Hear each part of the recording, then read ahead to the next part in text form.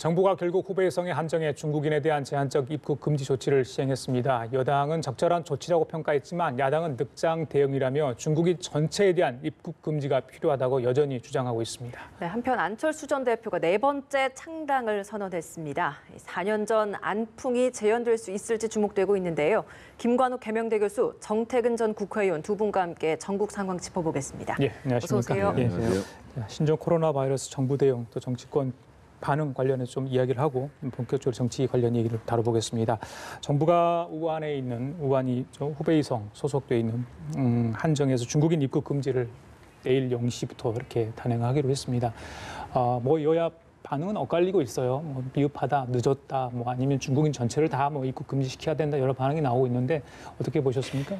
적절한 조치라고 보고요. 조금 더 빨랐으면 어땠을까. 그런데 이제 WHO 같은 데서도 중국의 교류를 막으면 안 된다. 그런 권유 사항이 있었거든요. 그리고 어제도 이제 주한 중국 대사가 그런 부분을 또 얘기했던 거고. 그런데 우리의 입장에서는 우리의 국민의 안전, 어떻게 보면 질병 안보라고 할 수 있는데 이거를 지키는 것이 가장 최우선이기 때문에 이런 부분에 대해서는 좀 과하다 싶을 정도로 해야 되는 거고요.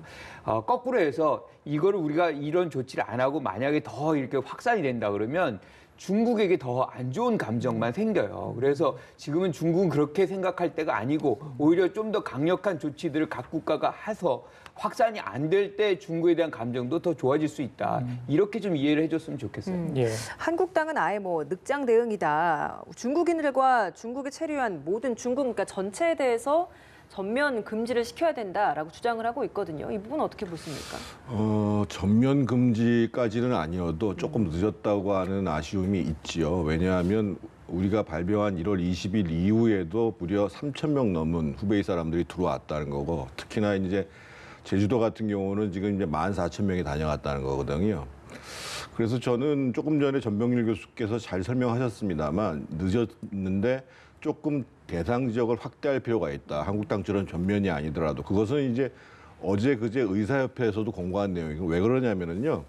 지금 전체 중국에서 이제 그 확진자가 나온 게 16,607명인데 그 중에 67%인 11,177명이 이제 후베이에서 나왔고, 그 외의 지역에서 나온 게 5,430명이나 됩니다. 그 중에서 가장 대표적인 지역이 어디냐면, 예를 들면 저장에서 661명, 광둥성에서 632명, 허난성에서 493명, 후난성에서 343명, 이 정도가 나와 있거든요. 그런데 여기에는 우리가 직항로가 있는 지역이 있습니다. 예를 들면 이 꽝뚱성, 저장성 같은 경우에는 항저우, 난징이 있는 지역이고요. 꽝뚱성에는 꽝저우가 있고요.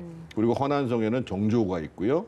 그다음에 후난성에는 창사공항이 있습니다. 그래서 이 직항로가 개설되어 있는 그 확진자가 많은 지역 같은 경우로 확장할 필요가 있다는 거죠. 그래서 저는 지금 정부가 상당히 부담을 느끼고 있기 때문에 오히려 야당에서조차도 그렇게 요구하고 있고 의사협회에서 요구하고 있다는 부분들을 적극적으로 그 명분으로 삼아서 적어도 이렇게 400명에서 600명까지 확진자가 나온 지역에 그 직항 공항이 있는 지역에서는 저는 입국 제한 문제를 검토할 필요가 있고, 그건 특히 우리나라 의사협회가 공고한 사항이거든요. 예, 이런 문제를 가지고 정쟁을 하면 안 된다, 초당적으로 대응을 해야 한다, 이런 목소리는 여야가 나오긴 나오는데 행동으로 옮기지 못하고 있습니다. 2월 임시국회, 선거법 획정 문제는 차치하고더라도 감염법 관련해서 지금 국회 계류된 게 너무 많지 않습니까?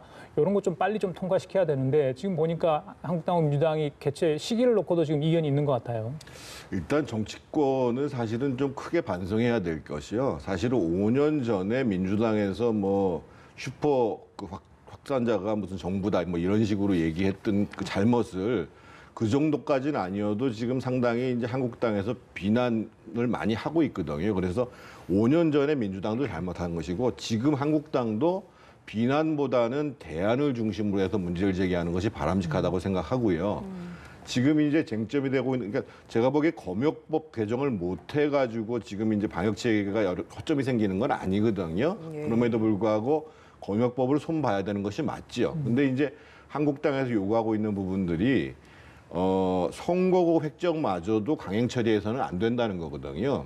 그래서 지금 사실은 국회가 논의해야 될 핵심은 지금 현재 상태에서 확산 속도가 빨라지고 있는데 거기에와 관련해 가지고 아까 말씀드렸던 것처럼 예를 들면 입국 제한 지역들을 확대하는 문제라든지 우리 국민들한테 피해가 가는 문제라든지 예. 예를 들면 제가 사는 지역 같은 경우에도 5번째 확진자가 쭉 돌아다닌 동선에 있는 모든 그 뭐 식당, 그 영화관, 예. 점포 이런 데가 다 문을 닫았어요. 그래서 그러면 현실적으로 그렇게 받을 수밖에 없는 민생 경제 문제는 어떻게 할 건지 이런 문제에 대한 논의가 시급하다는 거죠, 사실은. 예, 뭔가 이제 이런 부분에 있어서는 국회가 할 수 있는 부분에 있어서는 같이 좀 한 목소리를 내야 할 것 같은데 지금 상황에서 좀 정쟁으로 치닫고 있는 것 같은 아쉬움이 드는 대목입니다. 어떻게 보셨습니까?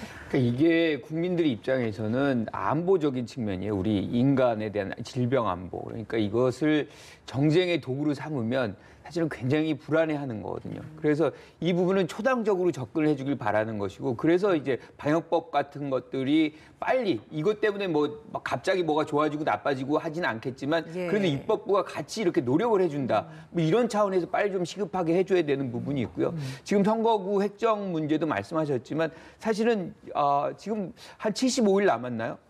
굉장히 지금 얼마 남지도 않았어요. 그런데 예비 후보들도 도대체 내 지역구가 어딘지도 모르고 이렇게 깜깜이로 하면 안 되거든요. 그래서 예. 빨리 이 부분은 진짜 이제 정쟁의 대상이 아니라 이거는 하나의 국민들이 유권자들이 이 권리를 행사할 수 있는 그 부분을 빨리 고지시켜 준다는 그 국민의 차원에서 접근을 해서 빨리 모여가지고 오늘 뭐 수석 부대표들이 만난다고 하니까 오늘 결론을 내주는 것이 국민에 대한 도리다 이렇게 생각을 하고요. 예. 또 한 가지가 뭐냐면 지금 이런 부분들이 여당에겐 일정 부분 불리하게 이제 시작을 한단 말이에요.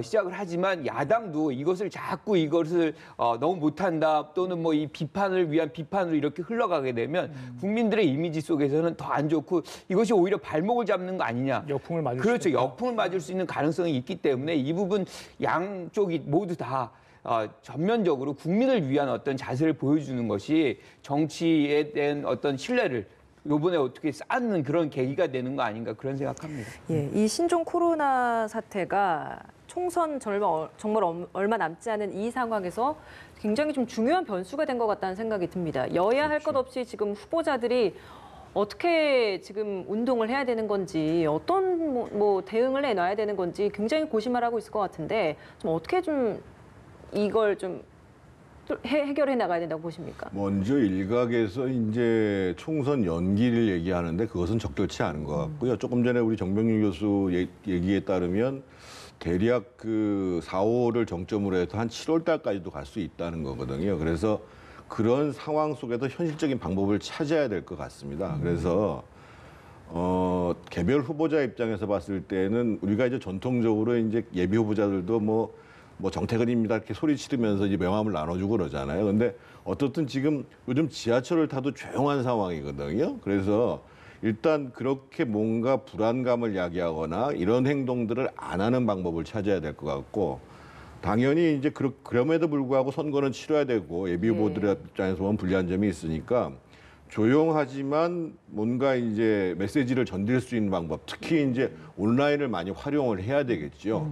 그리고 지금은 사실은 뭐 지상파를 비롯해서 우리 보도 채널도 그렇고 채널들이 굉장히 많잖아요. 네. 그래서 그런 부분들 속에서 뭔가 후보들이 좀 드러날 수 있는 그런 공간들을 확보하는 것이 굉장히 중요할 것 같고요.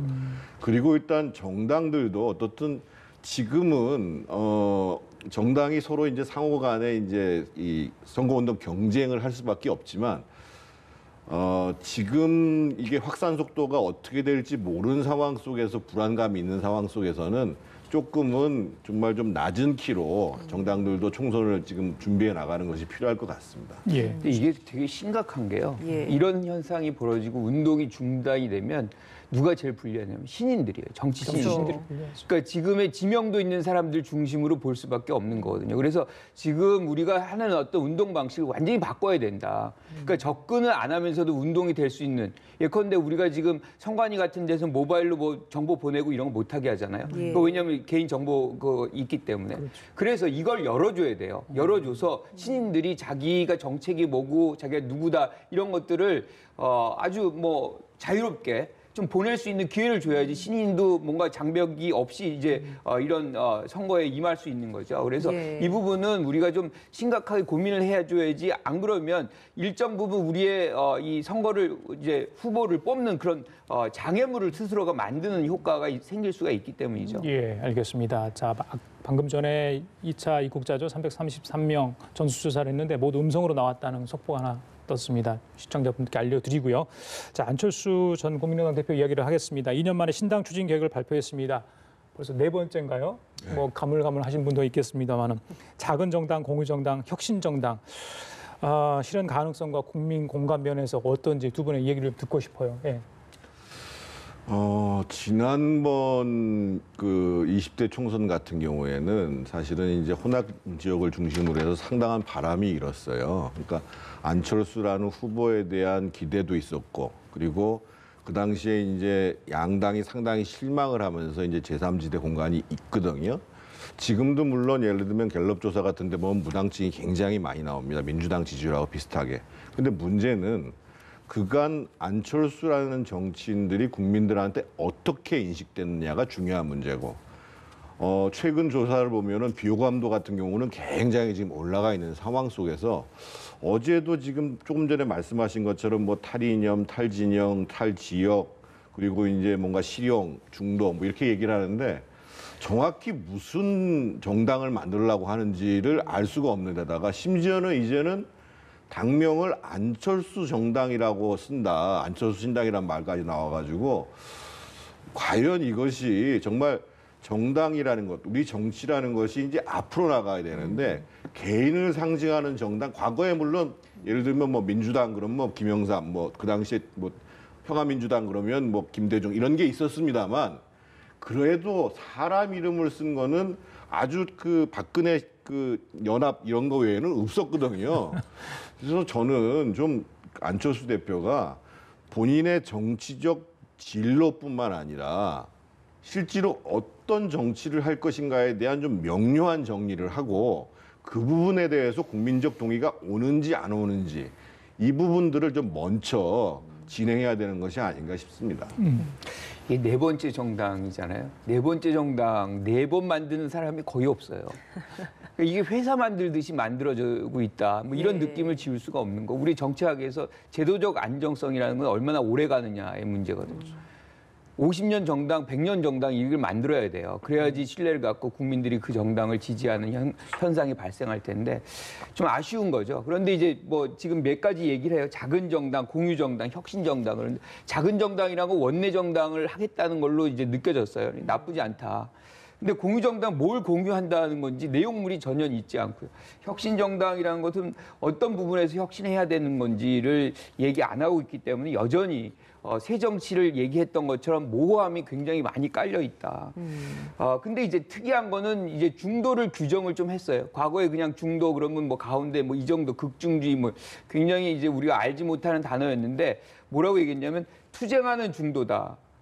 약간은 구체화가 된 건데 뭘 위해서 투쟁을 할 건지에 대한 것들이 없고요. 예. 결국엔 지금 우리 정 의원님 말씀하신 대로 이게 안철수 전 대표뿐이 안 보여요. 1인 정당이라는 거죠.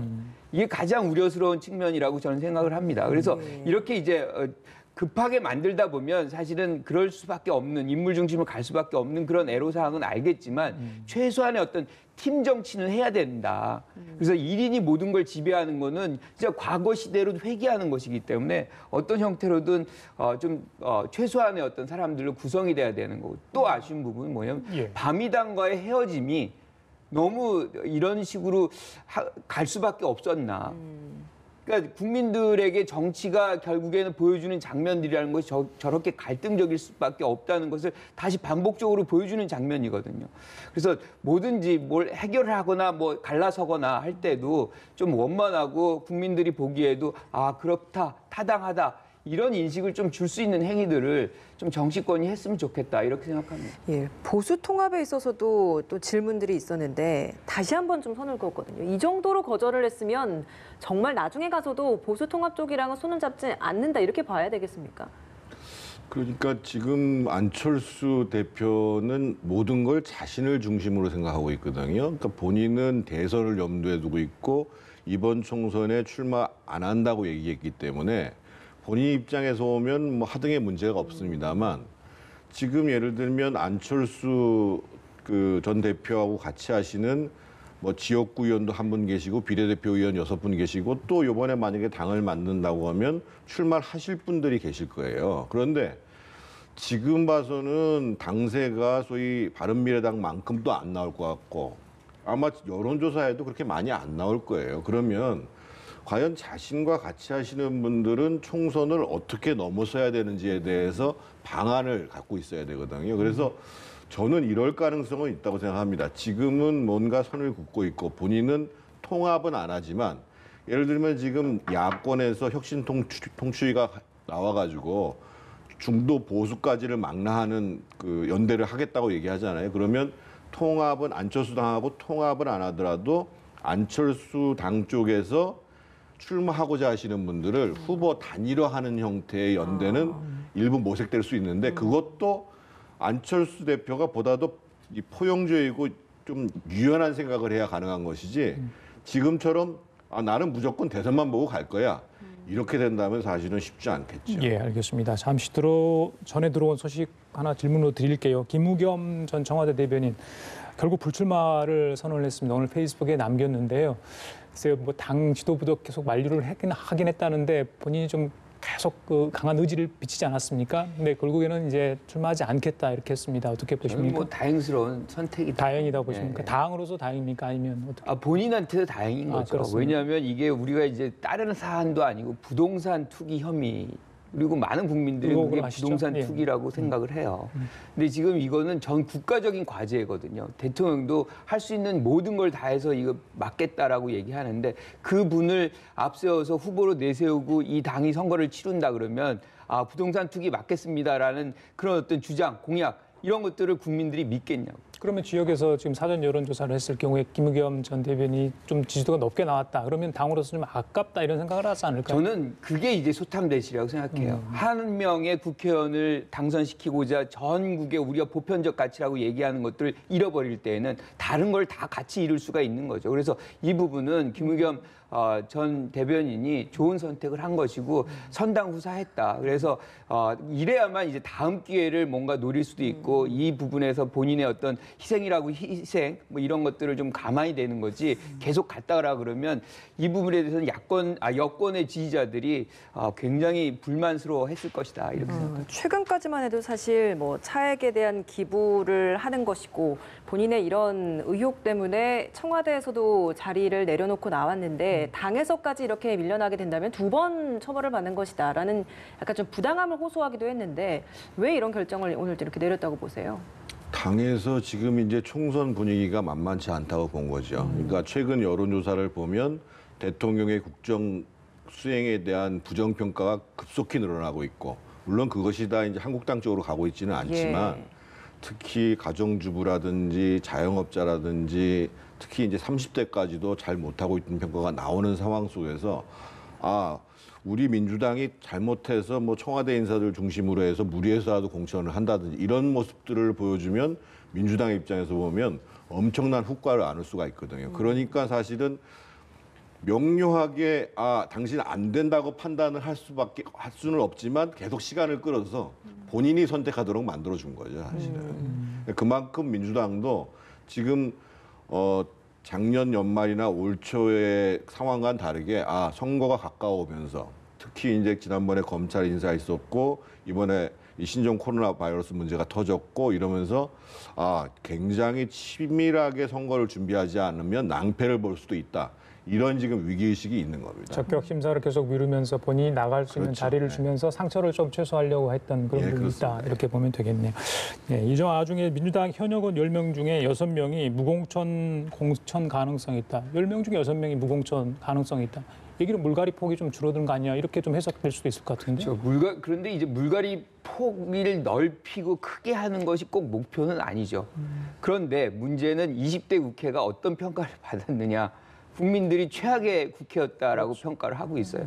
그런데 여기에서 물갈이 폭이 이렇게 작았다.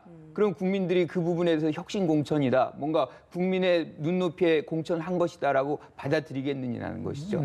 이 부분은 지금 단독으로 이렇게 나온 분들이 있겠지만 잘 파악을 해야 될 부분이 있는 것 같아요. 당무감사, 뭐 또 입법 성과 뭐 등등의 것들을 잘 보고 다시 평가할 부분은 평가해야만 공천이 제대로 된 공천이다라는 평가를 받을 수 있을 것 같아요. 예.